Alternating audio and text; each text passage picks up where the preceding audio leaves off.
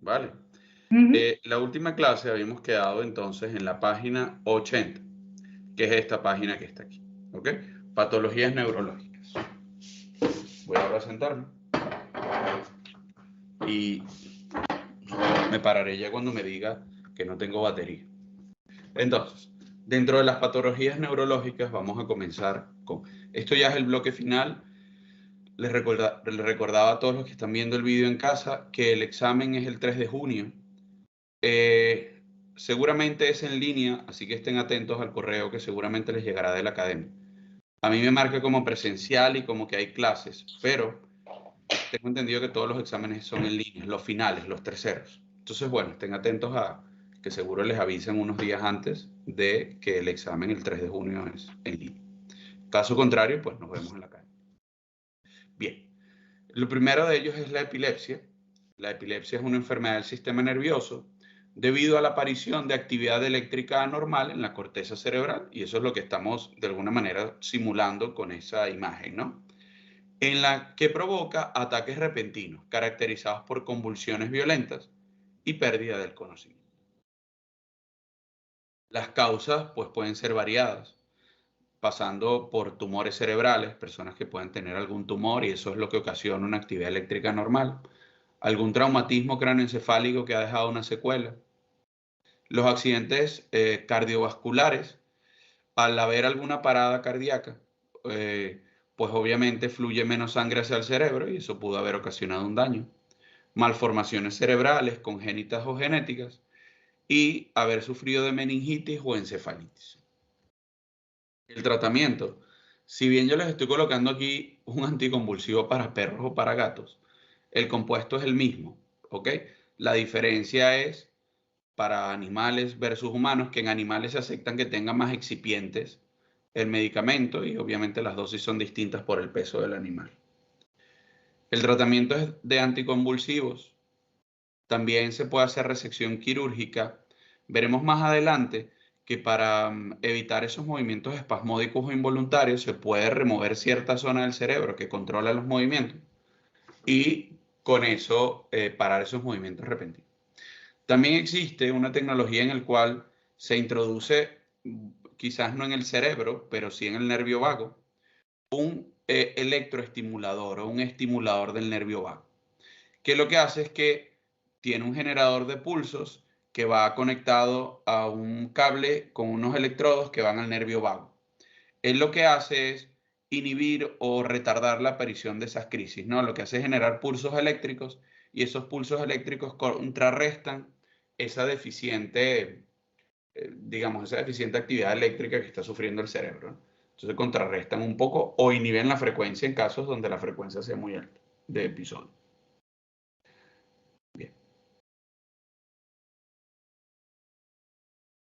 El Alzheimer o Alzheimer es la forma más común de demencia y es el término general que se aplica a la pérdida de la memoria y también de otras actividades cognitivas que interfieren en la vida cotidiana.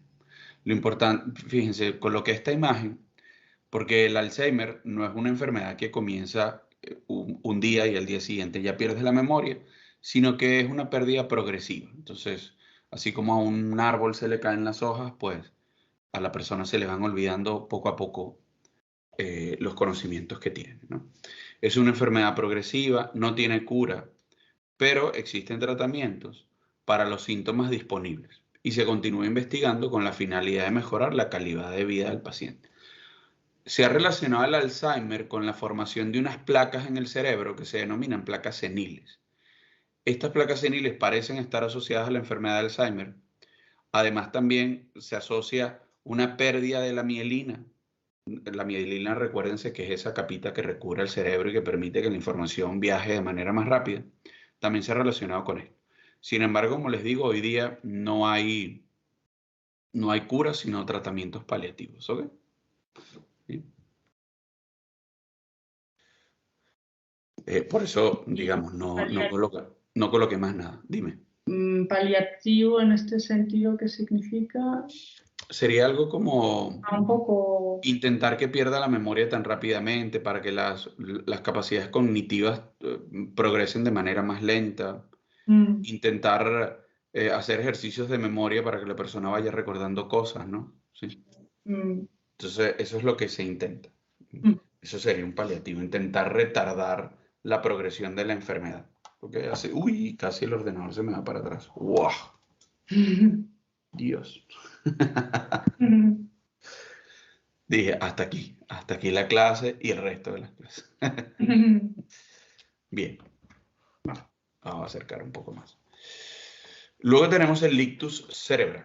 El ictus, o con la palabra ictus, se engloba un conjunto de enfermedades que afectan a los vasos sanguíneos que suministran la sangre al cerebro. Se conocen popularmente como embolias o accidentes cerebrovasculares, la palabra stroke en inglés. Y un ictus es equivalente a un infarto de corazón, pero en este caso en el cerebro. El ictus se puede dividir en dos tipos. Hay un ictus que es el isquémico, ¿ok? Que se debe a la disminución del flujo sanguíneo, ¿ok? Que llega al cerebro. Esto puede estar provocado por un coágulo que circula junto con la sangre en dirección al cerebro. Ese coágulo se ancla en un punto de una arteria y obstruye el flujo sanguíneo. Como obstruye el flujo sanguíneo, llega menos sangre a cierta zona del cerebro y como llega menos sangre, pues el tejido va muriendo o va, bueno, quedando sin oxígeno, ¿no? Y eso es lo que entonces se denota en esta imagen en color marrón como un área isquémica. Producto entonces de un coágulo que tapona una arteria a un cierto nivel, pues queda desprovisto de oxígeno el resto de las células que están, digamos, aguas abajo, ¿no? De ese recorrido de la sangre. Ese es el ictus isquémico. ¿Cómo se llama esto? Los coágulos se están formando todos los días en nuestro cuerpo, continuamente. Sin embargo, hay mecanismos que tienen la capacidad de reducir, digamos, que esos coágulos de sangre sigan en el torrente sanguíneo y los disuelven, ¿ok? Si por mala suerte, pues llegase al cerebro, pues provocaría un ictus. También tenemos el hemorrágico. El hemorrágico es provocado por una ruptura de un vaso sanguíneo del cerebro. ¿A qué se debe esto? Se debe a que la pared de la arteria se debilita. Al debilitarse, comienza a formar, digamos, comienza a abultarse en ciertas zonas, como si estuviéramos llenando un globo de agua, ¿no? Porque el globo es bastante, digamos, tiene una pared bastante débil, ¿no? Es de goma. Entonces ese globo se va llenando de agua, se va llenando de agua, en este caso se va llenando de sangre y llega un punto donde se rompe. Primero, al llenarse de sangre hay peor flujo sanguíneo. Y segundo, si se llega a romper, obviamente el flujo de sangre disminuye. Si el flujo de sangre disminuye, ocurren dos cosas. Primero, una hemorragia. Y lo segundo, por supuesto, es que deja de llegar sangre y oxígeno a ciertas zonas del cerebro. Entonces, el isquémico es por un coágulo, el hemorrágico es porque se debilita la pared de la arteria, con lo cual puede romperse, generar una hemorragia y con esto que llegue menos oxígeno al cerebro. Bien, miren, en cuanto a la prevalencia, en la actualidad es la primera causa de discapacidad grave en adultos, tanto física como intelectual, y por supuesto de dependencia. En el caso de España, es la segunda causa de muerte en España y la primera en la mujer española. Me imagino que la primera causa de muerte debe ser el infarto. En cambio, en las mujeres es la primera causa de muerte. En la imagen de la derecha no estoy presentándoles una data de la población española, pero estoy mostrándoles una data de la población argentina. De hecho, es de una revista científica que es el Acta Neurológica Argentina. Son datos del año 2018. ¿Qué es lo que vemos en este caso? En este caso estamos viendo en azul un ictus isquémico o un accidente cerebrovascular isquémico, en rojo un accidente cerebrovascular hemorrágico. Lo primero que vemos es la tasa bruta de accidente cerebrovascular isquémico versus hemorrágico. El mayoritario es el isquémico y no el hemorrágico. Si lo vemos en la población argentina, para hombres y mujeres, los hombres, digamos, sufren de mayor cantidad de accidentes cerebrovasculares de ataque isquémico que las mujeres incluso de hemorrágico. Lo que ven aquí, estas rayitas, significa que la diferencia es significativa. Eso quiere decir que los hombres, en el caso de Argentina, tienen mayor prevalencia que en las mujeres. En España es lo contrario. Si lo vemos en cambio en años, prácticamente hasta los 50 años, la prevalencia es muy baja, un 6% de ataques isquémicos entre los 41 y 51, un 8,1% entre los 31 y los 41. Pero a partir de los 51 y hasta los 70 comienza un aumento progresivo. A partir de los 80 ya ven que hay una acumulación de 555 por cada 100.000 adultos. Y por supuesto personas mayores de 90 años, 844 pacientes por cada 100.000 adultos. Con lo cual el accidente cerebrovascular pues es una enfermedad que tiene una alta prevalencia a partir de los 70 años, ¿vale? En toda la población mundial. Si bien estos datos son para Argentina, la parte de la derecha, en cuanto a la edad, la podemos extrapolar a la población mundial, incluso a la española. A mayor edad, mayor probabilidad de sufrir un ataque isquémico. Es el diagnóstico. Lo primero es que el diagnóstico precoz es fundamental para cualquier accidente cerebrovascular, porque esto, digamos, una detección precoz permite suministrar el tratamiento adecuado. Se evalúan signos clínicos, ya vamos a ver, característicos. Uno de ellos es la fibrilación auricular. Fibrilación auricular es cuando el corazón comienza como a temblar, ¿ok? ¿Sí? El corazón comienza a temblar, eso es una fibrilación auricular, comienza a temblar, en este caso la aurícula. Y eso ya es una señal, una marquita predictoria de que puede estar comenzando un ictus. En este caso, si el corazón para, por supuesto, menor irrigación sanguínea, y por eso también entonces es un predictor. Las 3 primeras horas desde el inicio de los síntomas son clave. Cuanto más rápido se actúe, tiene más posibilidades de recuperarse y menos de quedar con secuelas o de morir. El tratamiento actual solo funciona durante las 3 primeras horas desde la aparición de los síntomas. Fíjense que hay una ventana bastante grande, pero a la vez es bastante corta, ¿no? Para lo que puede significar el resto de la vida. Lo siguiente, ¿cómo se produce? Aquí tengo una pequeña infografía que nos permite detectar fácilmente un ictus, cómo se produce y cuáles son, digamos, los síntomas característicos. Les decía, se produce porque la circulación sanguínea en una parte del cerebro se interrumpe, hay una falta de oxígeno y provoca lesiones, incluso muerte del tejido cerebral. ¿Cuáles son los síntomas? Los síntomas aparecen en el lado opuesto del cerebro que sufrió la lesión. Recuérdense que la parte izquierda de nuestro cerebro controla el lado derecho. La parte derecha de nuestro cerebro controla el lado izquierdo. Con lo cual, en la imagen tenemos que el ataque cerebrovascular, dentro de sus síntomas está la falta de sensibilidad y movilidad en caras, brazos y piernas. Entonces, hay muchas personas que se le paraliza media parte de la cara, ¿no? Una parte de la cara. Siguiente, dolor de cabeza intenso, dificultad para hablar o comprender lo que dicen. Vértigo e inestabilidad para caminar, incluso pérdida de la visión en ambos ojos. Cualquiera de estos síntomas debería entonces indicarnos a nosotros que debemos llevar al paciente rápidamente a urgencias para que reciba el tratamiento oportuno. ¿Cuáles son los factores de riesgo? Ya lo vimos, la edad, ¿no? A mayor edad, mayor probabilidad de sufrir de un ictus. La herencia también.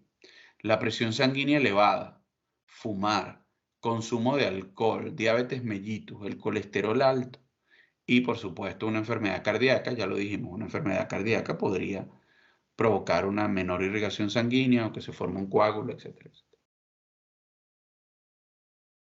¿Cuáles son las secuelas que puede dejar un ictus? Primero, alteraciones de la comunicación. ¿Cómo cuáles? La disartría es una alteración en la articulación de las palabras. La disfasia es un problema receptivo o expresivo y este afecta la comprensión de lo que se dice y al uso de las palabras correctas. No consigue articularlas y, por supuesto, no consigue la palabra correcta para expresar lo que está pensando. La afasia es la incapacidad para expresarse con el habla o la escritura. yo creo que de todas estas es la peor, ¿no? Porque imagínate tener algo que te molesta, que te aqueja, que te pasa y no poder expresarlo con palabras, ni siquiera con la escritura. Debe ser súper complejo. Y como vimos hace unos minutos atrás, bueno, una pérdida de la expresión facial, pérdida de la gesticulación. En la imagen que les traigo a la derecha es simplemente para recordarles, lado derecho del cerebro controla la parte izquierda del cerebro controla la parte derecha de nuestro cuerpo. ¿Qué alteraciones puede haber en la alimentación? Pues una disfagia. Si hay un daño en el lado izquierdo de nuestro cerebro, él controla la parte derecha, podría estar provocando que el esófago no se contraiga de manera rítmica.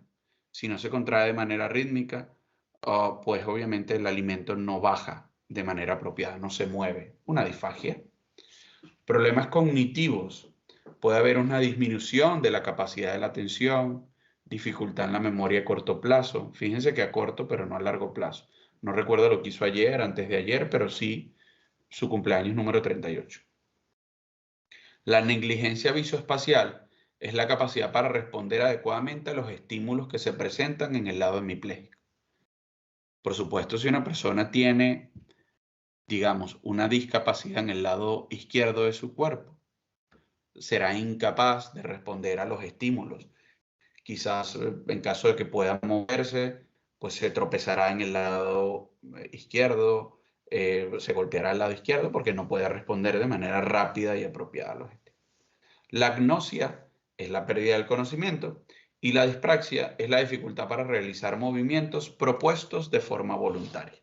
Mover el pie derecho a voluntad, la mano izquierda a voluntad, etc.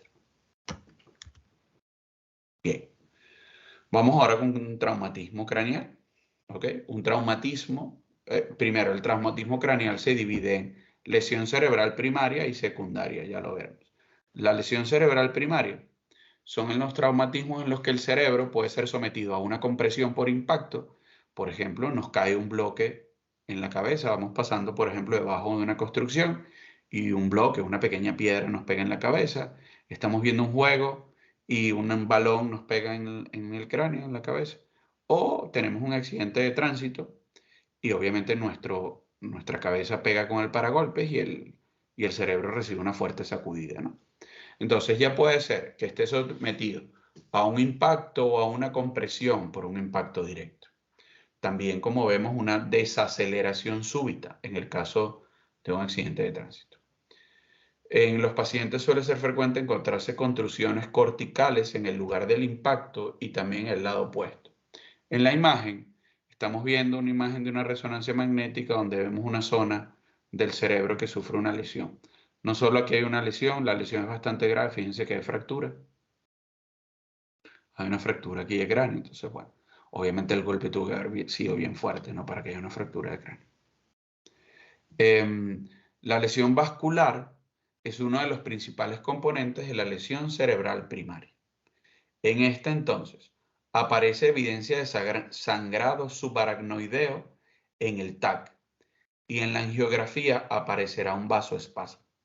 Entonces, si hay un compromiso, ¿ok? De lo que sería la irrigación sanguínea y hay un sangrado subcutáneo, el traumatismo fue primario. ¿Vale? Aquí no sabemos porque no vemos, digamos, los vasos ni las arterias ni nada. Solamente podemos ver que hay una lesión en la parte del cerebro. No sé si esto que esté abajo en la imagen sea sangre o qué, pero como ven aquí hay algo extraño que no está en el lado derecho de la resonancia.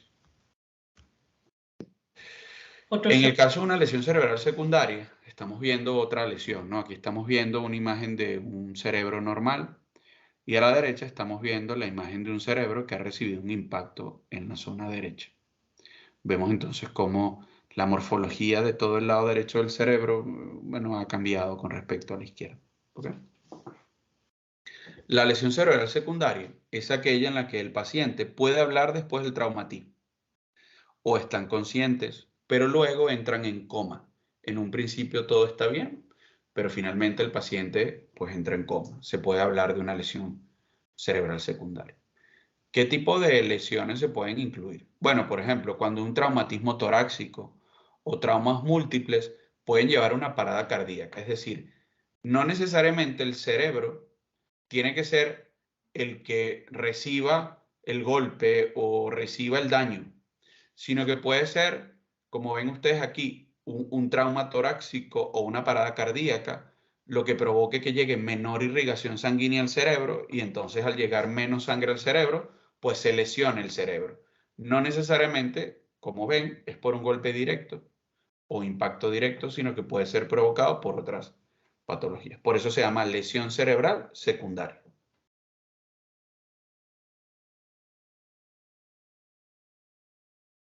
Vemos ahora un traumatismo medular. En la imagen, como podemos ver, en este caso estamos viendo las vértebras. Fíjense ustedes que hay una rotura completa, ¿sí? Las vértebras, como ven, no están pero para nada alineadas.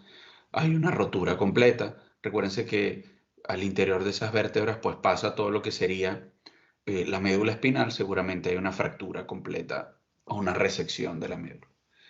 En caso de una lesión medular se puede tratar de una lesión completa, en el que se interrumpe toda la comunicación neural a través de la zona de la lesión.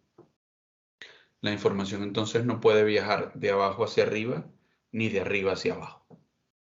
También la lesión podría ser incompleta. Hay una serie de patrones reconocidos que tienden a presentarse clínicamente. El médico, el traumatólogo, pues tiene la capacidad de, digamos, hacer una serie de chequeos rutinarios para determinar, bueno, cuáles son los patrones, ¿no?, clínicos que puede estar dándose en esa lesión. Puede ser combinación de varios síndromes. El primero de ellos se llama el síndrome medular anterior. El síndrome medular anterior va de lo siguiente. Esta imagen la voy a poner un poquitito más grande. A ver si lo puedo poner. ¿Dónde? Como en la escuela se ve bastante grande. Aquí voy a tratar de ponerlo un poquito más grande porque esta mañana se me hizo bastante difícil verlo, ¿no? Entre eso y la edad que ya uno deja de ver, pues. Entonces, el síndrome medular anterior dice, presenta déficit motor completo, caudal a la lesión. ¿Cómo que caudal a la lesión, por ejemplo? Si nosotros o si el paciente tiene una lesión entre C1 y C7, las lesiones entre C1 y C7 provocan que todo lo que está por debajo de la lesión, por eso dice, presenta déficit motor completo caudal a la lesión, es decir, hacia abajo de la lesión, y pérdida de la sensibilidad al dolor y a la temperatura. Por ejemplo, si hay una lesión entre C1 y C7, se pierde sensibilidad a partir de todo lo que sería el cuello hacia abajo. Si la lesión se da en cambio entre T1 y T7, pues hay sensibilidad en la parte superior del tórax, las manos se pueden mover. Sin embargo, la parte inferior del tórax y las piernas no tienen sensibilidad. Si la lesión ocurre entre T7 y T12, L1, ¿ok?, pues se tiene sensibilidad completa en toda la parte del tórax, toda la parte superior, brazos, hombros, cara, cuello, pero pierde sensibilidad en lo que sería la zona de las piernas. Si la lesión está en L1, entre L1 y S2, S5, pues lo que se pierde es la sensibilidad de la cintura hacia abajo, ¿ok?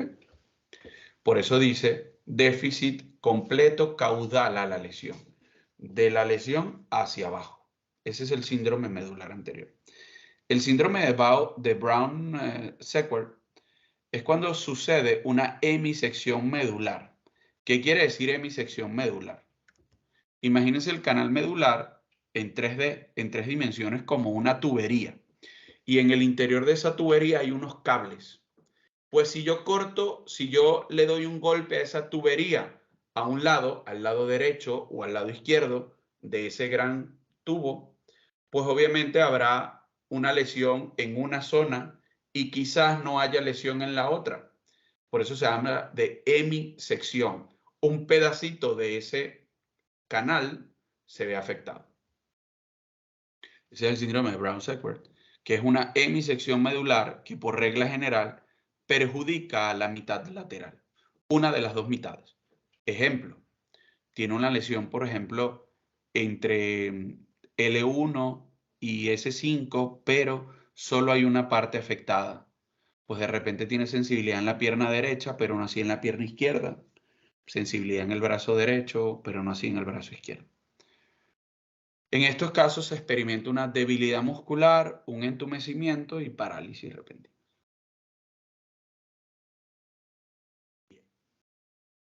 Vamos ahora con la esclerosis múltiple.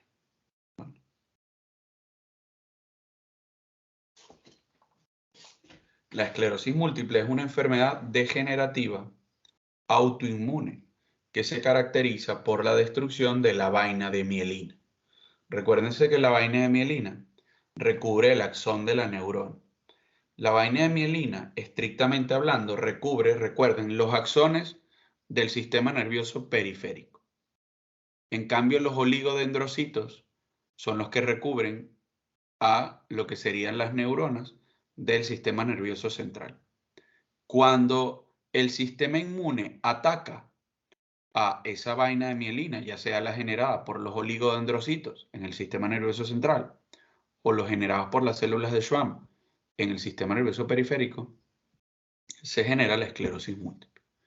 Generalmente cursa con brotes, con el tiempo aparece tejido fibroso dando lugar a cicatrices, y esas cicatrices en esa vaina de mielina, bueno, pierden la capacidad de volver a mielinizarse. La característica clínica fundamental es la aparición de episodios agudos de déficit neurológico separado por episodios de remisión. En algunos momentos se encuentra mal el paciente, en otros pues está normal. ¿Okay? ¿Cuáles son los síntomas? Vamos a leer primero los que están acá y luego vemos los que están en la imagen. ¿Ok? Se van a repetir mucho de ellos. Pero bueno, quiero que lo vean allí. La infografía, como ven, está tomada de Merck, de la empresa farmacéutica. O sea, es una información bastante fiable, ¿no? Los síntomas: atrofia óptica con agudeza visual disminuida. En la imagen, pues aparece, digamos, aquí lo que nos dice, esta enfermedad es más de lo que ves. Hay unos síntomas visibles y hay otros no visibles. Aquí nos colocan en estas gafas alteración de la capacidad visual, pérdida de la visión, por ejemplo, en un ojo, visión borrosa, visión doble o movimientos oculares rápidos e involuntarios. La atrofia óptica. También pueden haber trastornos sensitivos, parecias faciales y reflejos mandibulares.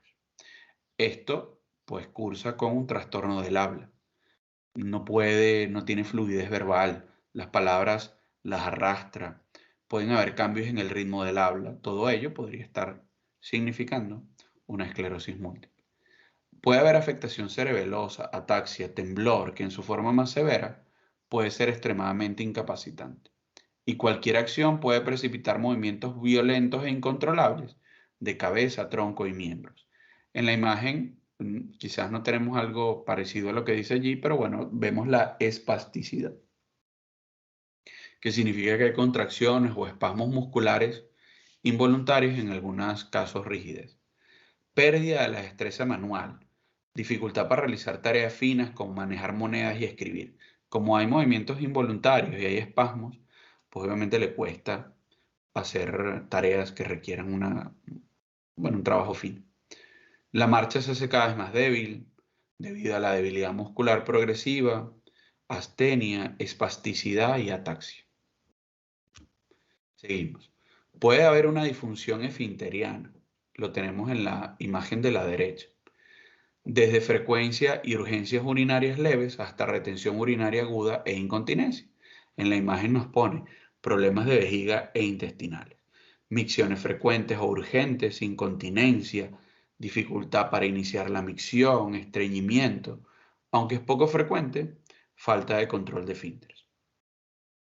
También hay disfunción sexual, dificultad eréctil, lo colocan también aquí en la imagen, dificultad sexual, episodios de impotencia, pérdida de sensaciones y disfunción del apetito sexual.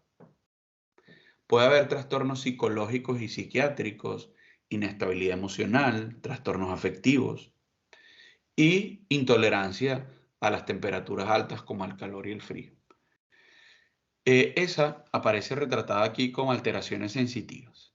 Por ejemplo, puede haber sensación de hormigueo, entumecimiento o sensación de quemazón en una zona corporal, hasta la falta de sensibilidad al tacto, el calor, el dolor, el frío, ¿vale? Estamos viendo entonces también aquí dentro de los síntomas no visibles, problemas cognitivos y emocionales, ya lo habíamos dicho. También problemas de equilibrio y motores, ¿bien? Dentro de los síntomas más visibles de un paciente que sufre de esclerosis múltiple. El diagnóstico, ¿cómo se hace? El diagnóstico se hace primero por resonancia magnética. En las imágenes vemos varias imágenes de resonancia magnética en las cuales a los pacientes se les da una solución de contraste. A los pacientes se les da de beber una solución que sea capaz de pasar por la barrera hematoencefálica y al entrar en la barrera hematoencefálica marca aquellos lugares que están pobres en mielina. ¿Ok? Entonces, en las imágenes podemos ver distintas imágenes de cerebro donde hay zonas, los puntos revelan lugares donde hay una deficiente mielinización de distintas zonas del cerebro, ¿vale? Entonces, una resonancia magnética se puede hacer. Una punción lumbar también y una prueba de potenciales evocados. La prueba de potenciales evocados es la prueba donde la persona le ponen este gorrito y este gorrito va conectado a una serie de electrodos y ese electrodo a un ordenador. Y lo que se hace es que a través de mostrarle al paciente diferentes imágenes, que obviamente en un control para una persona sana debería generar un potencial en cierta zona del cerebro, se observa si en ese paciente genera ese potencial. Ejemplo, si le muestran una imagen y a través de esa imagen se debería generar un potencial en esta zona de la parte frontal del cerebro, pero no hay un registro de actividad eléctrica, podría indicar, o el registro de la actividad eléctrica es muy débil, podría indicar que esa persona pues tiene algún problema en la mielinización y que puede estar sufriendo de esclerosis múltiple. Son lo que se llaman la prueba de potenciales evocados. Cada zona del cerebro registra un potencial de acción en función a una imagen, ¿ok? O a un sonido también. José, mira, Luis ha escrito que no le funciona el micro, lo acabo de ver. Ah, vale, vale, no te preocupes. Estaba callado. A ver. Ok, no te preocupes. Vale, si necesitas preguntar, lo que haces es que, mira, levantas la mano. Aquí está esto de levantar la mano. Cuando levantas la mano, a mí se me enciende un colorcito aquí, creo. Entonces, bueno, yo sabré que tú me estás diciendo algo. Y si no, en el peor de los casos, lo escribes y seguramente me avisan. O sea que no te preocupes, sí. Entonces, porque aquí, miren, aquí me aparece un colorcito. Cuando alguien quiere intervenir, primero, ahorita lo ven de color gris, pero cuando alguien habla o interviene, esto empieza a parpadear de colores. Vale. Vale. Ah, bueno, ahorita no se ve, en la mañana sí se veía la línea, pero sí empieza a parpadear, incluso creo que esta cosa roja parpadea, ¿vale? Solo que tengo que estar más pendiente ahora, porque seguramente puede haber alguna pregunta. Vale. Bien. Les decía, otro tipo de esclerosis es la esclerosis lateral amiotrófica, el ELA, también llamada enfermedad de Lou Gehrig o enfermedad de Charcot. La enfermedad de esclerosis lateral amiotrófica, bueno, fue la que afectó al físico, si mal no estoy, es Anthony Hopkins, ¿cierto? Creo que él era astrofísico, algo así. Generalmente aparece en la edad media de la vida, entre los 40 y 60 años, y prevalece en los varones. No sé si ustedes vieron la película que está hecha basada en su vida. A él le empezaron los síntomas cuando él se estaba preparando para hacer su doctorado. Y bueno, es una enfermedad progresiva, ¿no? Que empezó a aparecerle de repente hasta que lo dejó postrado en una silla, ¿ok? Está ocasionada por una degeneración progresiva de los fascículos córtico-espinales y las neuronas de las astas anteriores de la médula espinal. Y también existe una afectación vulvar. Entonces, fascículos córtico-espinales de las neuronas de las astas anteriores. 50% de los pacientes fallecen antes de cumplir los 2 años y medio del diagnóstico. Él, desde el diagnóstico en la película, parece como si él tuviese unos 20 y tantos, 30 y tantos, o al menos eso nos hacen pensar, y él murió recientemente, o sea que él duró bastante más tiempo que la mayoría, ¿vale?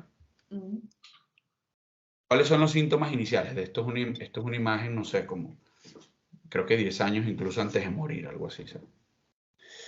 Los síntomas iniciales son debilidad en las extremidades, trastornos de la marcha progresivos, amiotrofia o pérdida de la masa muscular, calambres y espasmos musculares, alteración del patrón respiratorio y la habilidad emocional. Todo ello, pues, son los síntomas que pueden comenzar a sospechar de que la persona sufre de ELA. El tratamiento actual, no existe tratamiento para el ELA, para curarlo. El tratamiento es más dirigido a tratar los síntomas, ¿no? A tratar de que la persona no pierda esa capacidad de movimiento, a que, bueno, se sienta todavía en contacto y con capacidades de hacer trabajos que en un momento es sencillo, parecen sencillos, pero que para las personas con ELA son bastante complicados, ¿sí? Tratar de mantener esa movilidad progresiva mientras se pueda. Ahora tenemos el Parkinson. El Parkinson es una enfermedad degenerativa progresiva de etiología desconocida. No se conoce cómo sucede. Caracterizada por un trastorno funcional de los ganglios basales, lo que se llama la sustancia negra y el cuerpo estriado, que produce una alteración en 2 neurotransmisores a nivel de nuestro sistema nervioso. 1. Disminución de dopamina. Y 2. Aumento de acetilcolina. Entonces, unas bajas concentraciones de dopamina, pero altas concentraciones de acetilcolina, desencadenan en el paciente, o de alguna manera sí, se ha detectado en pacientes que sufren de Parkinson. ¿Okay? Esta silla que tengo es súper incómoda. Mejor me pongo así. ¿Cuáles son los síntomas del Parkinson?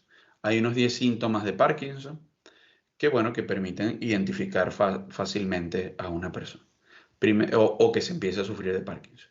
Una depresión es el primer síntoma temprano de alerta, aunque hoy día la gente está deprimida por todo. 2. Pérdida de olfato. Cuesta oler alimentos, el plátano, el pepinillo, sobre todo el pepinillo que tiene un olor tan fuerte, sobre todo cuando está en conserva. Estreñimiento. Es un signo temprano de la enfermedad.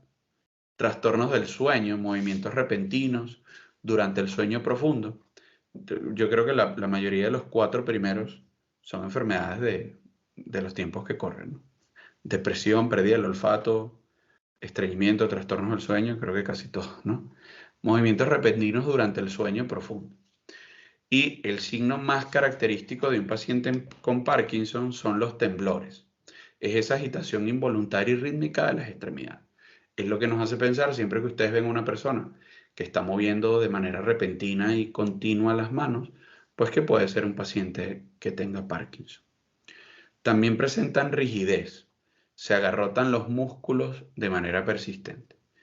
Puede haber braquidinesia. La braquidinesia es una lentitud en los movimientos.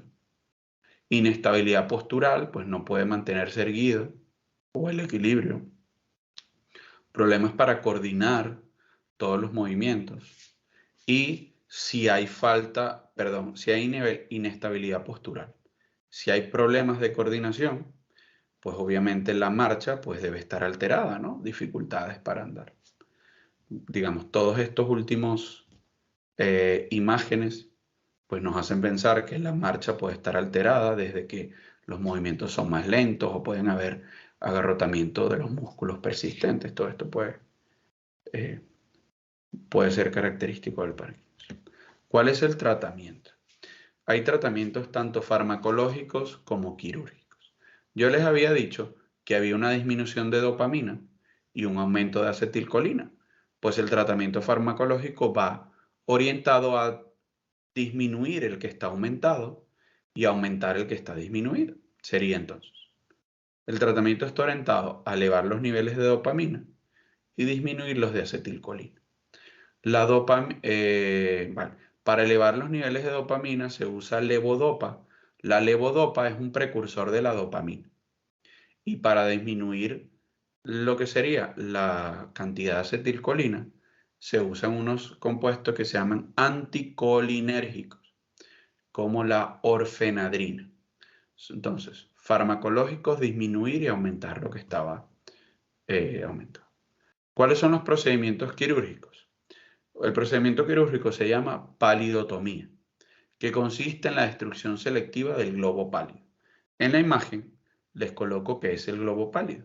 Entonces, fíjense, el globo pálido se encuentra en esta zona del cerebro, ¿ok?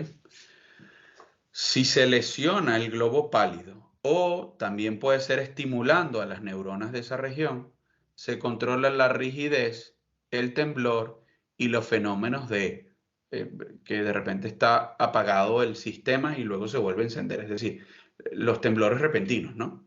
Y esa rigidez repentina. Entonces, fíjense, con una lesión. También se puede lesionar la parte del núcleo lateral del tálamo. Si se lesiona o se estimula esa parte, se pueden suprimir los temblores. El neurocirujano entonces lo que hace es lesionar las zonas del cerebro para impedir que, digamos, los movimientos involuntarios vuelvan a suceder. Esto imagino que es en los casos obviamente mucho más graves donde el movimiento ya es incapacitante y pues se hace difícil para soportar la vida. Tenemos luego el síndrome de Guillain-Barré. El síndrome de Guillain-Barré es una polineuropatía inflamatoria desmielinizante. Quiere decir, es una enfermedad en la cual se va perdiendo progresivamente la mielina. ¿Por qué se pierde la mielina? Porque el sistema inmunológico ataca al sistema nervioso periférico. Entonces nuestro sistema no nos reconoce, nuestro sistema inmunológico quiero decir, y ataca a los nervios periféricos. Generalmente ocurre luego de que el paciente ha tenido síntomas de una infección, ya sea viral respiratoria o gastrointestinal. Ocasionalmente, luego de una cirugía o una vacuna, pueden desencadenar los síntomas. Yo no sé si ustedes se acuerdan cuando empezó los ensayos clínicos para la vacuna, ya no me acuerdo cuál era, para la vacunación del coronavirus, que hubo 2 pacientes que presentaron, ya no me acuerdo si era Guillain-Barré, pero producto de la administración de la vacuna hubo daño neurológico, ¿vale? Entonces, bueno, por eso, en caso de una vacuna, podría desencadenar daños neurológicos. Sin embargo, creo que solo hubo 2 casos reportados en el mundo. No hay más, ¿no? Porque si no se hubiesen reportado cientos de miles, porque estamos ya todos prácticamente vacunados.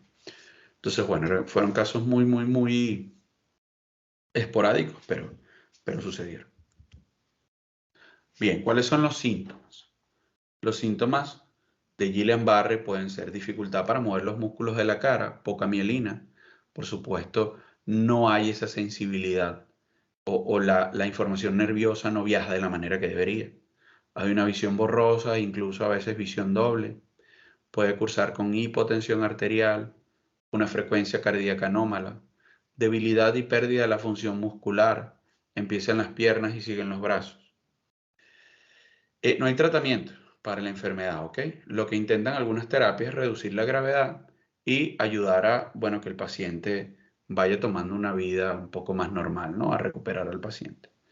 Les estoy colocando esta imagen porque hace, ya no me acuerdo en qué año, hubo un brote de un virus que se llamaba el virus del Zika.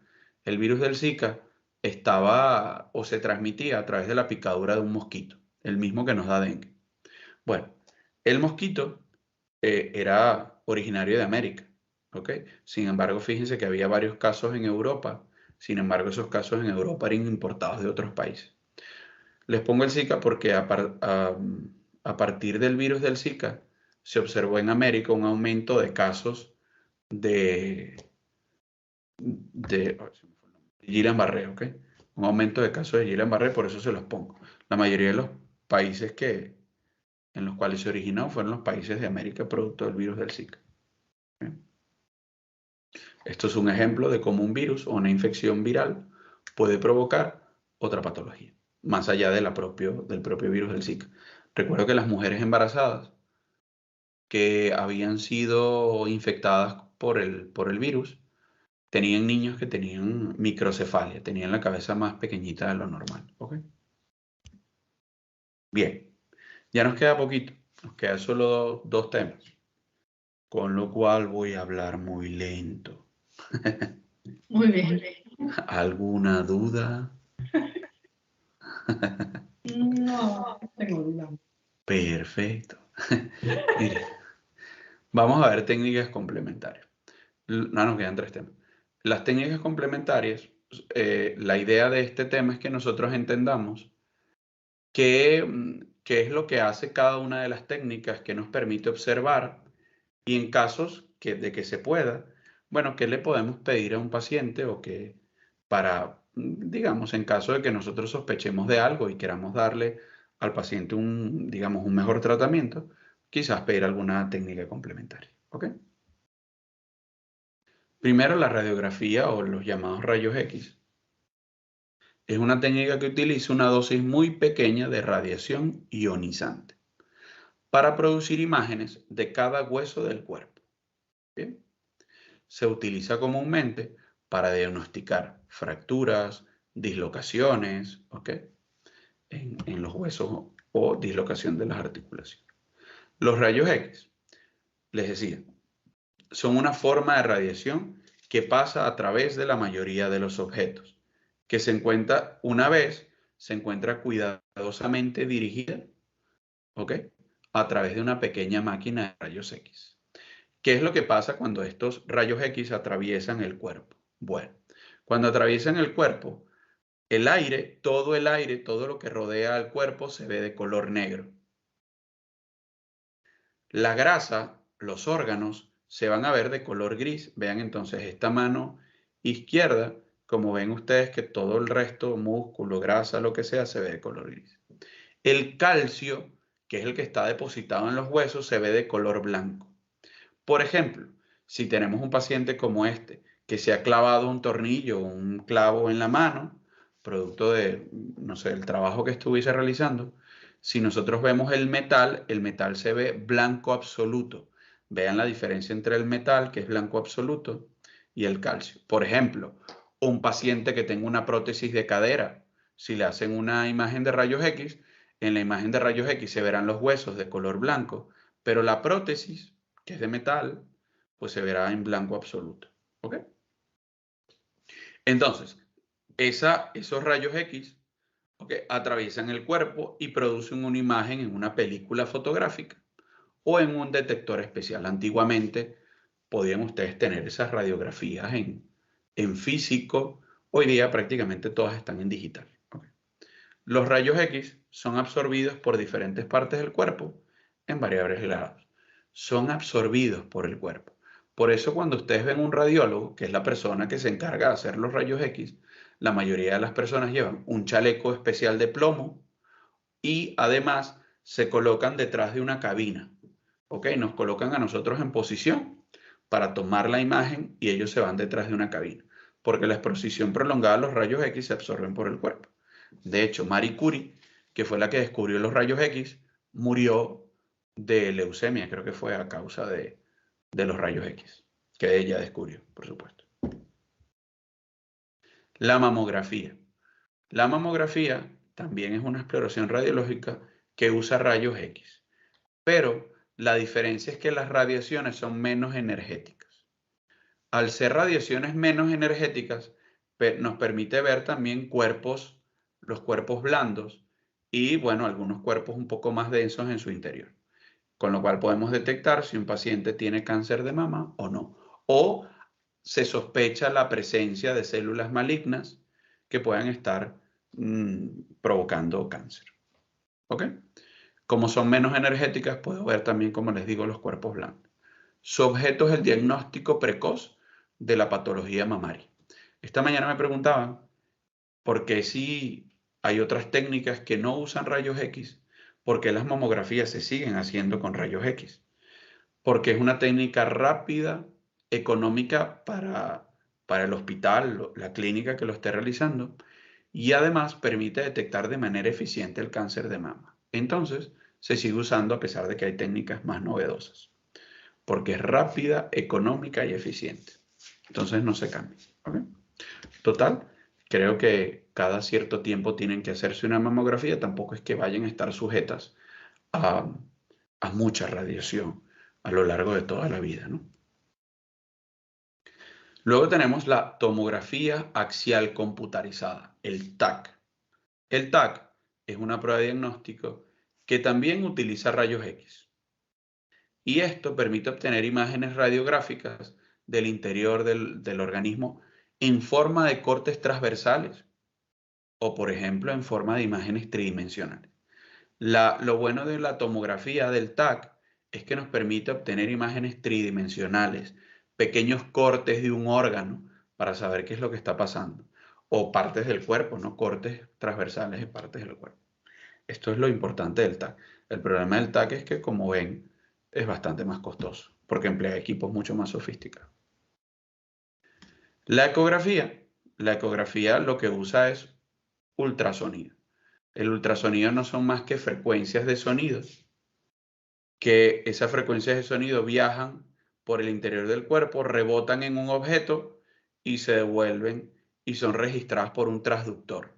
Entonces, el ultrasonido primero es seguro, no invasivo y no doloroso, y produce imágenes del interior del organismo usando ondas de sonido. Es como la sirena de una ambulancia. Cuando ustedes escuchan una ambulancia que viene hacia ustedes, ustedes están escuchando las ondas de sonido que llegan a su oído. Y esas ondas de sonido rebotan en el oído y ustedes pueden saber a qué distancia se encuentra la ambulancia. Si la onda de sonido viaja cada vez más cerca, es que la ambulancia está más cerca. Eso es lo que está sucediendo. Estas son ondas de sonido que viajan, chocan, en este caso chocan con un órgano y luego emiten una señal. La imagen involucra el uso de un transductor, que es la sonda, gel, para que pueda de alguna manera pasar la onda, para la exposición del cuerpo a ondas acústicas de alta frecuencia. El transductor recoge los sonidos que rebotan y una computadora luego los utiliza para generar imágenes. Las ecografías, por ejemplo, por ultrasonido, no utilizan radiación ionizante. Por eso se usa el ultrasonido para, bueno, detectar alguna malformación en el bebé, detectar el sexo del niño, si la medida del cráneo es la óptima, si la medida de los huesos del fémur es el óptimo, si están todos los deditos completos, etcétera, etcétera, ¿no? Como no utiliza radiación ionizante, no afecta al bebé en desarrollo y podemos obtener imágenes que nos permitan determinar si hay alguna anomalía presente en el bebé.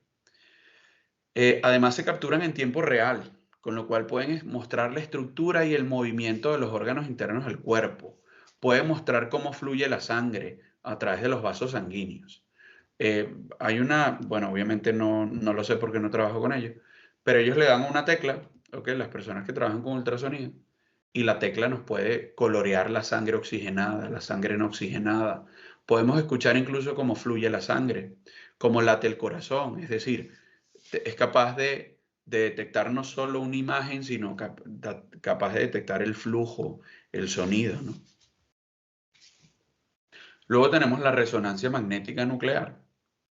La resonancia magnética nuclear, ¿por qué casi nunca mandan resonancias magnéticas? Porque son muy costosas.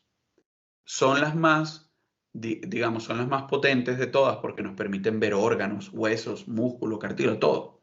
Pero son costosas. Hace un tiempo atrás una compañera de ustedes me dijo que para un hospital una resonancia magnética ronda los 1.500 euros por paciente.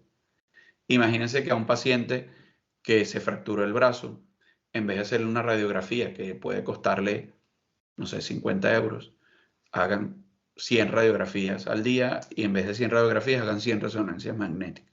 Por eso lo usan solo para casos especiales.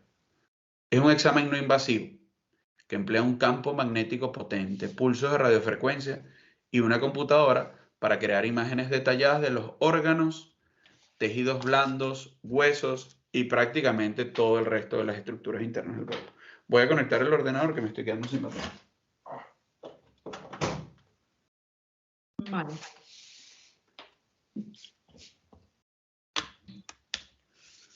Bien. La resonancia magnética nuclear no utiliza radiación ionizante. Eso es muy importante. Esta no emite radiación. La resonancia magnética nuclear de cuerpo se lleva a cabo para evaluar. Entonces, fíjense, el equipo de resonancia magnética consta de una bobina de radiofrecuencia en la cual se mete al paciente, la bobina entonces se enciende. Hay un imán también y eso genera una, digamos, al final son electrodos, electrones que van fluyendo allí. ¿Okay? ¿Qué podemos ver? Evaluar órganos del tórax y abdomen, el corazón, hígado, tracto biliar, riñones, vasos, intestino, páncreas, las glándulas suprarrenales, todos los órganos internos, órganos pélvicos como vejiga, reproductores, útero, ovario, glándula prostática en hombres, también para evaluar los vasos sanguíneos, incluyendo la angiografía, ¿okay? Cómo están esos vasos sanguíneos, los ganglios linfáticos, cómo se encuentran, ¿vale? ¿Me siguieron? ¿Sí? Sí. Bien. Ahora, me gustaría que vayan por una caja de pastillas que tengan en casa. Cualquier caja de pastillas que tengan en casa. Así sea un paracetamol. Vale, voy. ¿Vale? No importa la que sea.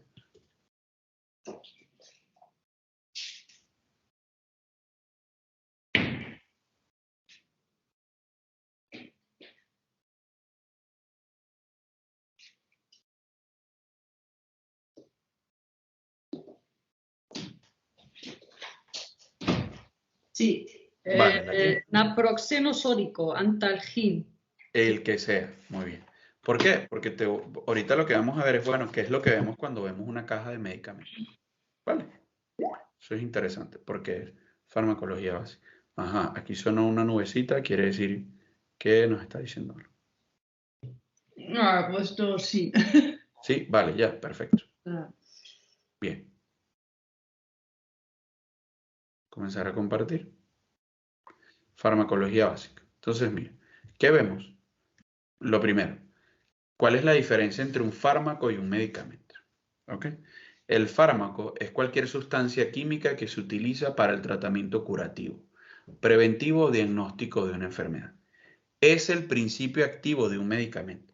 Si ustedes se van a la parte de atrás del medicamento que tienen en la mano, el medicamento que tienen en la mano dice lo que sea del principio activo del fármaco y dice, en mi caso yo tengo un paracetamol en la mano. Al paracetamol 1 gramo, almidón de maíz y otros excipientes. El fármaco es el paracetamol, pero lo que colocan el compuesto formado por el fármaco más el excipiente es lo que es el medicamento. ¿Ok? Por ejemplo, en este caso, el paracetamol que yo tengo en la mano es un tipo de pastilla blanca, pero habrán otro tipo de pastillas que van en cápsulas, perdón. Entonces no solo tienen que poner sacarosa, seguro le ponen otras cosas para formar la cápsula. Eso es un medicamento, el compuesto activo, que es el fármaco, y lo que se usa para mantenerlo en la presentación en la cual nosotros no lo tomamos. ¿Ok? Bien.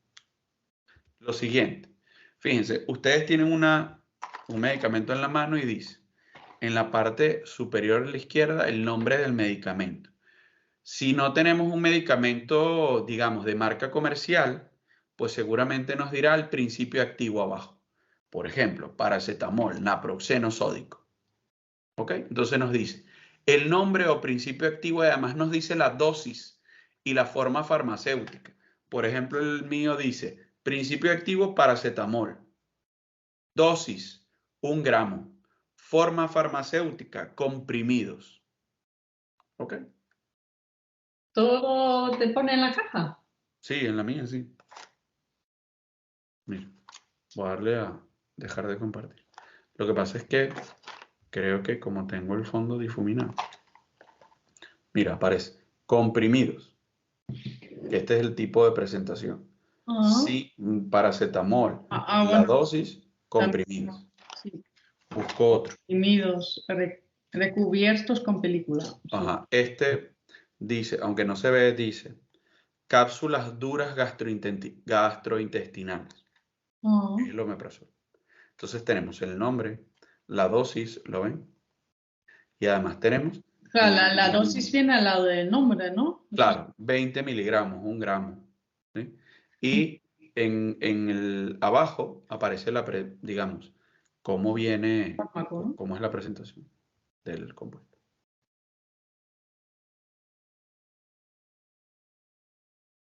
Luego, tenemos por supuesto en braille el nombre del medicamento y abajo, vean chiquitito, dice vía de administración.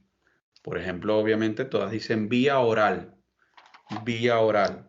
Si fuese, por ejemplo, bueno, aunque el paracetamol mío no dice vía oral, pero, no, sí, en mi caso el paracetamol dice arriba a la izquierda y el omeprazol dice abajo a la izquierda, pero dice vía oral.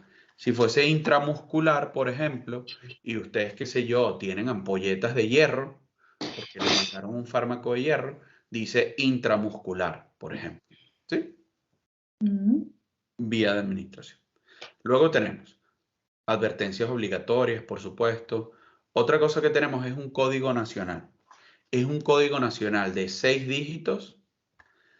¿Ok? Los 6 primeros dígitos son el código nacional del medicamento. Y luego del punto, ¿ok? Hay un dígito de control. No sé si es el dígito de control interno de la empresa o el dígito de control del Estado. Pero el dígito nacional, por ejemplo, en mi caso, 662026, es el código nacional del paracetamol. Todo el paracetamol que se vende en España, el código nacional es 662026. Ah, Luego hay una serie de símbolos que nos dice el tipo de medicamento. ¿Vale?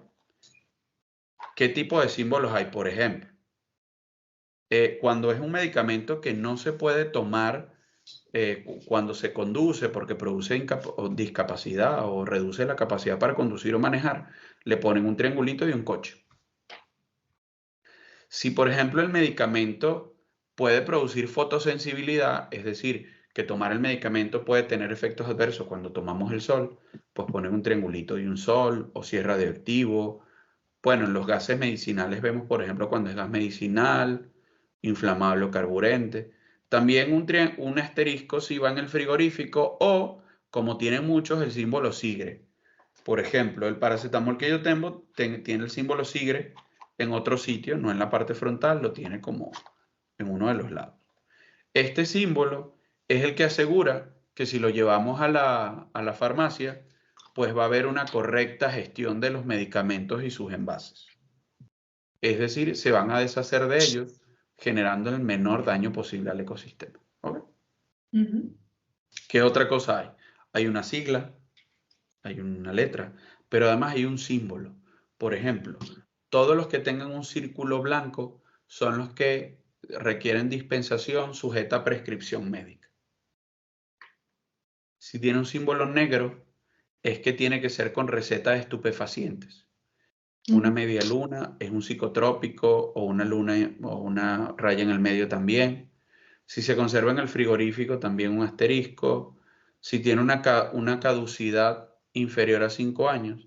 Y un triangulito, por ejemplo, si es un medicamento con menos de 5 años en el mercado. Ejemplo, la vacuna contra el COVID, seguramente cuando la compran, tiene un triangulito en el envase. ¿Por qué? Porque tiene menos de 5 años en el mercado. ¿Ok? Luis está preguntando algo ahí. Ah, sí, dime. Voy. Bueno, te lo puedo leer. Están Sí, obligadas las farmacéuticas a poner esos símbolos. sí, sí. Si no lo tienen, es que es de estos de bajo cuerda. ¿Ok? Todas están obligadas a poner esos símbolos, ¿sí? Según la legislación vigente. Si no lo pone y alguien te dice, tómate este que es buenísimo, que no tiene nada de eso, te lo piensas 2 veces. Al menos la legislación nacional. No sé si todos los países se rigen por la misma, aunque debería haber uno internacional, ¿ok? Quizás algunos países, por ejemplo, no tienen algún símbolo, ¿ok? Pero todos están obligados a poner eso. ¿Bien?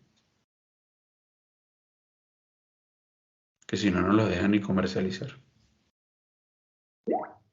Habrá uno que otro simbolito que se les pase.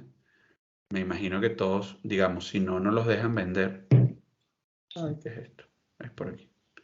Por aquí, aquí, y aquí. Ok, vale. Si no, prácticamente no entran a territorio nacional. Bien. ¿Cuál es la distribución de los medicamentos? ¿Cómo se distribuyen los medicamentos cuando llegan a nuestro cuerpo? Bueno, hay una distribución primero general. La primera es a todos los órganos o tejidos accesibles. Pero también hay unos órganos que como están más irrigados que otros, pues obviamente les llega primero el medicamento. Fíjense, aquí tenemos un cerebro, un corazón y un riñón. Estos puntitos que ven aquí que tienen muchos puntitos el cerebro, el corazón y el riñón, quiere decir que a ellos el fármaco llega en gran cantidad porque hay una gran cantidad de riego sanguíneo. Los medicamentos llegan primero al hígado, al riñón, corazón, en general a los órganos más irrigados. Luego, como ven ustedes aquí en los músculos. Y por último, tejido graso, tejido adiposo. Bien. Sí. Luego,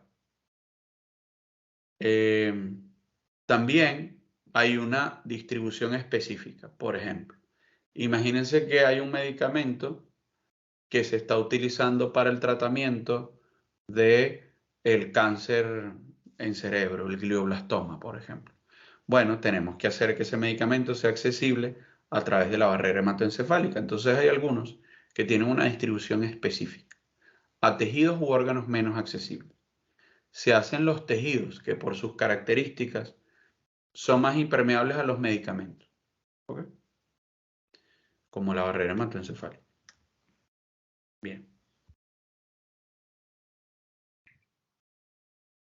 ¿Cómo se da la excreción y cómo se da el metabolismo?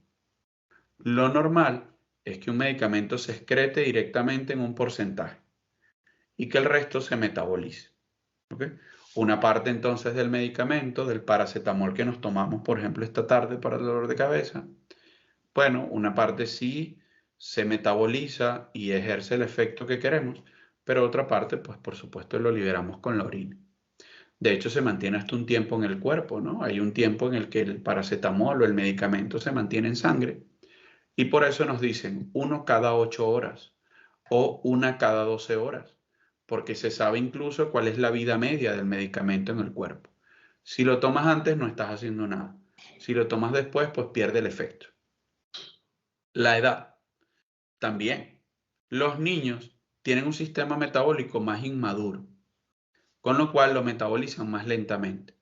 Por eso en algunos medicamentos, pues, no, que se tome tal medicamento cada tantas horas, es un poco más espaciado que los adultos, porque como lo metabolizan más lento, se encuentra más tiempo en el sistema. También obviamente la dosis varía. El sexo. Algunos afectan los niveles de hormonas sexuales. Entonces, dependiendo del sexo del individuo, pues las dosis también pueden ser diferentes en ciertos medicamentos porque pueden jugar alguna relación con las hormonas sexuales. El componente genético y la dieta. Por ejemplo, se pueden consumir alimentos que pueden inhibir algún tipo de la actividad enzimática. Les pongo un ejemplo. Cuando nosotros bebemos, el alcohol se tiene que metabolizar por una enzima que se llama alcohol deshidrogenasa.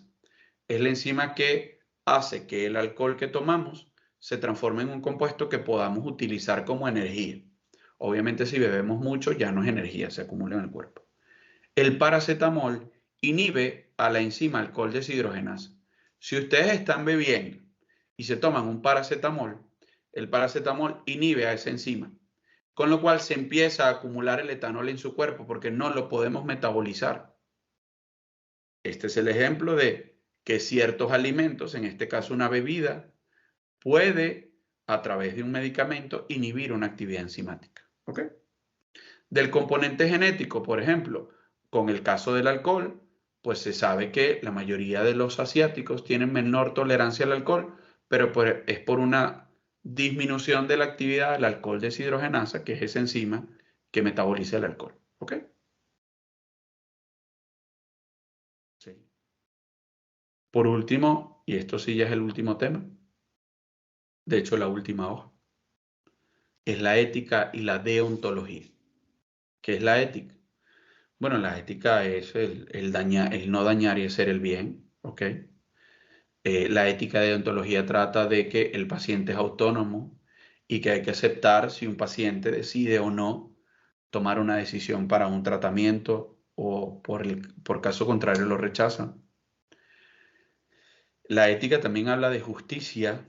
En este caso se habla un poco, aquí está mucho más dirigido a los médicos. Recuérdense que los médicos tienen un juramento hipocrático que los obliga a tratar a los pacientes, ¿no? Entonces, de eso es lo que estoy hablando. En este caso, la justicia aquí se define en el marco de la obtención de la salud. Se refiere generalmente a lo que se denomina justicia distributiva. ¿Qué quiere decir? Que debe haber una distribución equitativa de los bienes escasos en una comunidad. Dar a cada quien lo necesario, en el momento preciso, con independencia de su estatus social y sin reparar en los gastos. Lo que se hizo, por ejemplo, con la distribución de la vacuna contra el COVID. En la vacuna contra el COVID no importaba cuál era tu estatus social, sin independencia de los gastos que costase, había que darle a los ciudadanos la vacuna en el lugar preciso, en el momento preciso, para tratar de frenar, en este caso, la enfermedad. Incluso no importaba si eran personas que venían de vacaciones o personas que se habían quedado atrapadas durante la pandemia y no habían podido regresar a su país de origen, pues se tenía que dar el medicamento. De hecho, España se lo dio a todas las personas que se encontraban en ese momento. Lo siguiente es la ética. De la ética es obviamente mantener el secreto profesional y la confidencialidad. Si ustedes tratan a un paciente para cierta patología y ustedes quieren compartir la experiencia que han tenido, positiva o negativa, tratando a ese paciente para la patología de alguna manera, pues obviamente deben mantener el secreto profesional y confidencialidad. Y preguntar al paciente si ustedes pueden distribuir, por ejemplo, las imágenes o si pueden hablar del caso del paciente ante otras personas y su recuperación o mejoría ante el tratamiento que ustedes hacen. Y por supuesto también la veracidad. Todo lo que ustedes hagan y todo lo que ustedes de alguna manera prescriban, desde el buen sentido, ¿no? Prescriben quiere decir traten al paciente, pues debe ser tratado siempre con veracidad, todos los datos, ¿no? Desde mejoría o empeoramiento de la enfermedad. Y de eso se trata todo esto. Ya terminamos. Vale. Todo el temario. Por eso le dije la otra vez a ustedes en la clase anterior que los que nos quedara muy poquito, ¿vale? Y por eso dije, vamos a pararlo. Creo que faltaban como, no sé, 5 minutos para terminar la clase. Porque seguir era quitarle tiempo al día de hoy. ¿Ok? Pues nada, ¿tienen alguna pregunta con respecto a lo que hemos hablado el día de hoy? Acabo de solucionar lo del micrófono. Bien. Bien. Oportuno porque es la hora de las preguntas. Sí. Algunas se me ha pasado, pero bueno.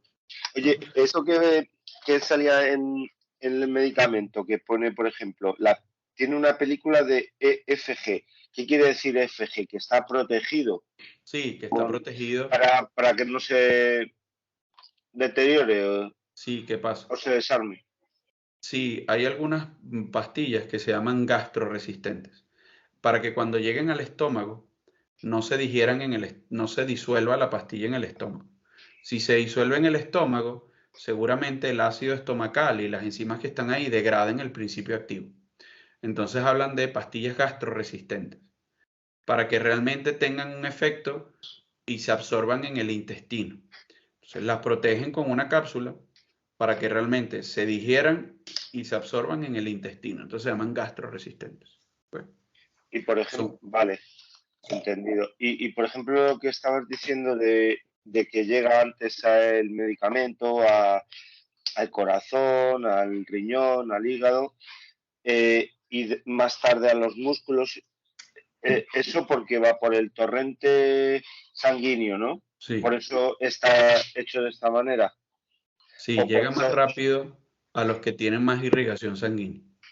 Pero ¿por qué? ¿Cuál es el motivo para que lleguen antes los que van por el torrente sanguíneo? ¿No? Claro, es que van por el torrente sanguíneo y si, digamos, por litro por segundo, llega más sangre por litro por segundo a corazón, riñón, pues va a llegar más cantidad de medicamento porque es como una superautopista y por la cual va viajando el medicamento. En cambio, los que están menos irrigados llegan más tarde.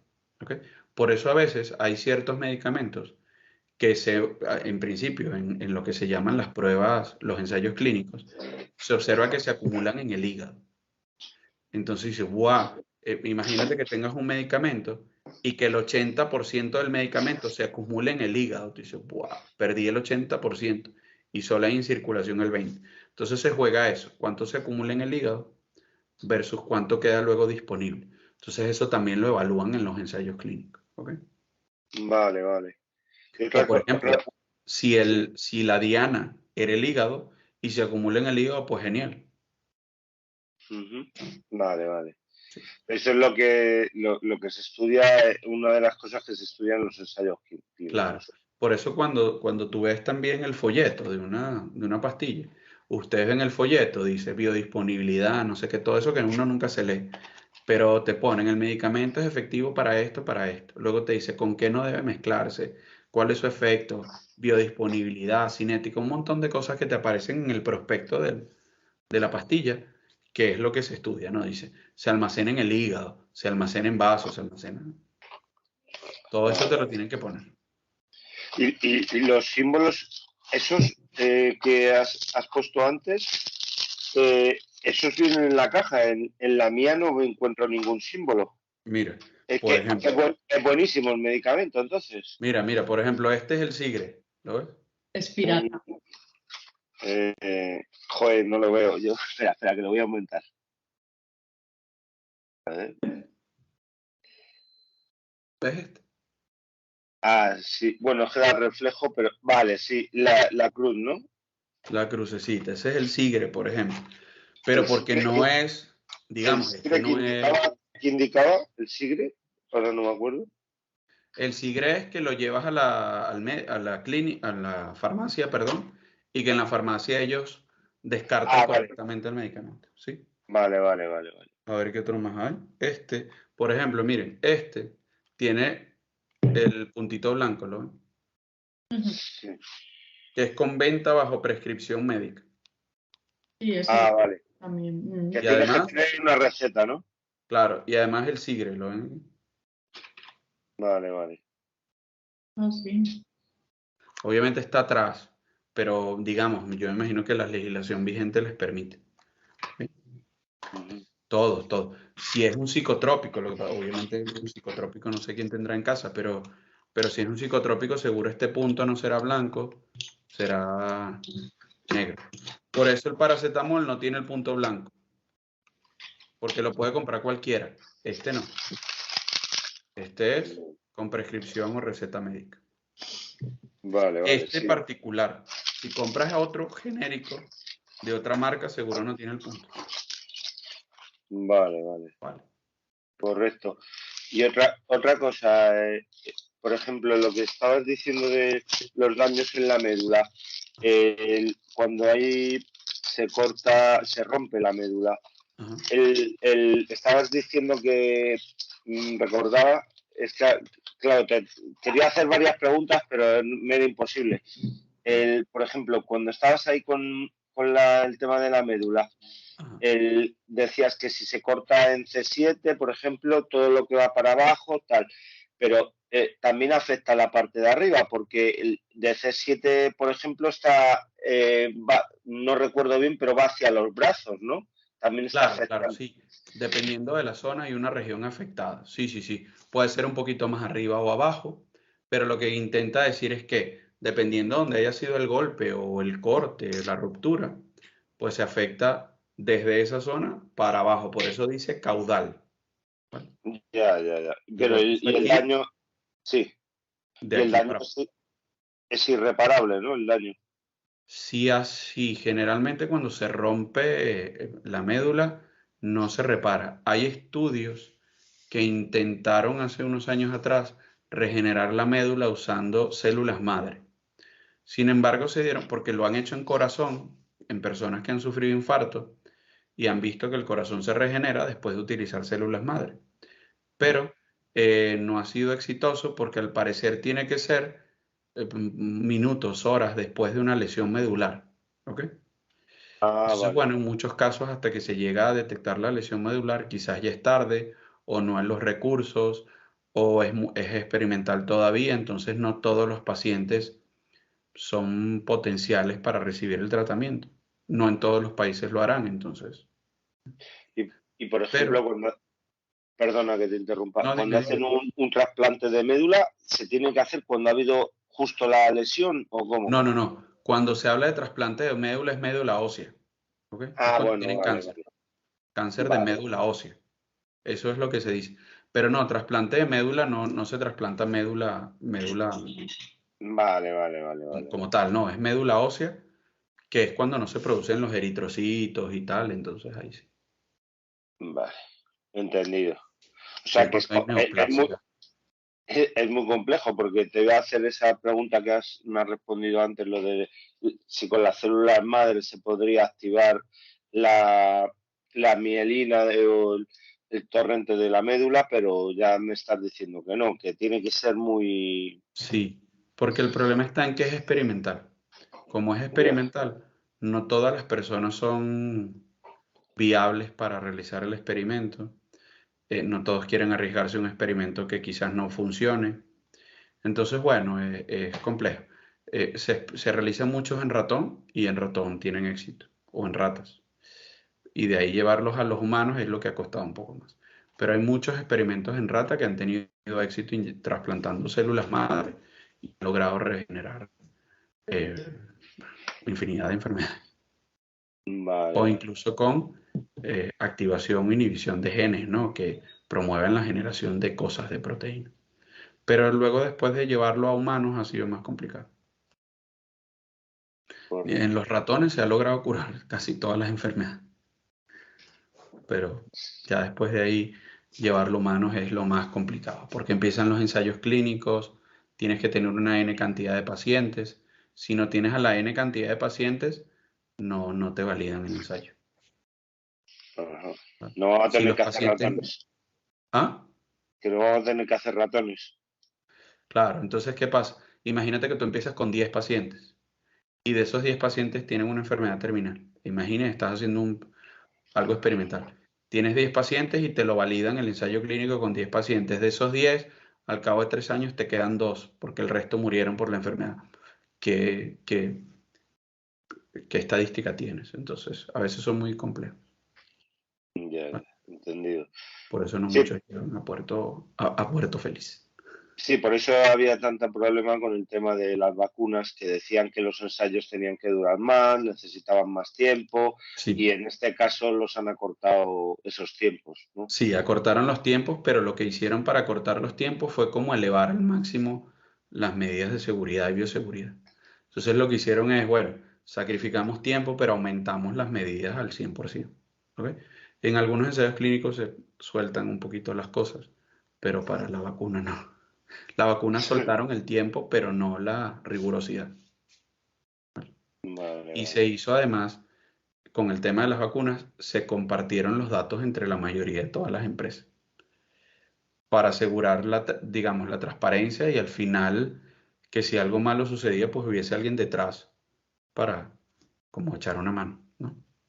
Se compartieron muchos datos entre las empresas, los laboratorios y todo para... Obviamente habrá cosas que no, porque es la parte de yo lo hice primero, pero bueno, muchas cosas se compartieron. Por eso se sabía al detalle. Hay muchas cosas de los ensayos clínicos que la gente poco toma en cuenta, pero para el coronavirus todo el mundo estaba pendiente y se compartía mucho la información. Claro, Que eso correcto. también es parte de, ¿no? Tienes que documentar todo, desde si al paciente le da un hormigueo en los dedos del pie, pues el 1% de las personas tiene hormigueo en los dedos del pie. El 1%. ¿Vale? De acuerdo. Que has empezado el tema con enfermedades del sistema nervioso, ¿no? Sí, justo donde habíamos quedado. Justo Con revisé Alzheimer, ¿no? la imagen anterior de la clase anterior y habíamos quedado en la página 80, lo revisé y dije, vale, a partir de ahí. Vale, vale. Es que me me intenté conectar llegando con el teléfono, pero no me funcionaba bien. Y luego ya me he conectado con el ordenador, sí. Sí, sí. Vale. Todo está grabado a partir de la que nos quedamos en la clase anterior. Tienen el vídeo en este mismo link. Si quieren, ustedes pueden ahora, al finalizar la clase, descargar las dos clases y tenerlas en su ordenador. Ni siquiera tienen que esperar a que la escuela los descargue. Vale, vale, vale. Antes de que los borren. Porque tienen 29 días. Y fue grabada el 8 de abril. O sea, en 2 días el video se pierde. El anterior. Sí, la